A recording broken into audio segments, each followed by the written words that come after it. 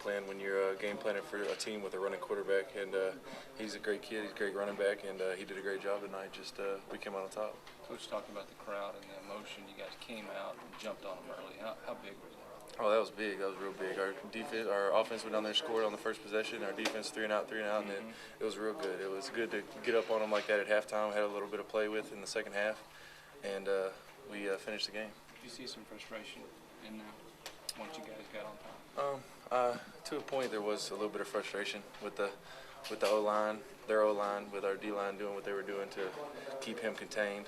And yeah, I guess you could say a little bit throughout the second half. You could really kind of tell. Coming into this game, did you guys have any sense? I know you're focusing on you guys, but do you have any sense of what this game meant to Baylor coming into the game? It was a big game, just as it was to them, as it was for us. It was a big game for both of us. It's bragging rights, and anytime Baylor and TCU plays, it's going to be a good game, and it was a fun game. The defensive line, it seemed like the first couple of games you got most of the rush from the outside. You got more of a push up the middle today. What happened there? That was real good. It was a good thing because we stayed in coverage and kept him from just throwing his quick routes that he likes to do, and kept him pumping, and our defensive line would get back there, just give him a little bit of time, and as they was suspected to do, they went back there and did their job. You guys learn anything about your team today, playing a team like that? I mean, just every time you always find out something new about your team. Today we worked hard, we did good, and our D-line stepped it up. We had a few young guys get sacks, and with every team you learn something new about your team.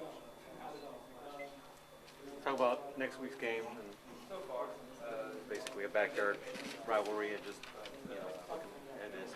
It's going to be a real fun game. SMU's a real good team. They got a good program. We're going to game plan for them just like any other team we do, and it's going to be a battle. Does that rivalry mean anything extra to you guys? Oh, every time we play SMU, it means something extra for both sides. They want to beat us just as bad as we want to beat them. We want that skillet.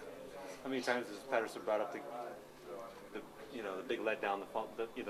They beat OU that one week, and the following week He hadn't really talked about it. You got to look to the future. You can't dwell on the past, and everyone knows that. And but he's talked about it a little bit.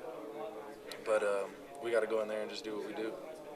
It matters what we do, not what they do. Coach tries to be diplomatic, and he says, we just only have to win by 1 point, and we're not looking at polls or anything. But how do the players feel? I mean, y'all had to know that halftime score being flashed around the country had to turn some heads.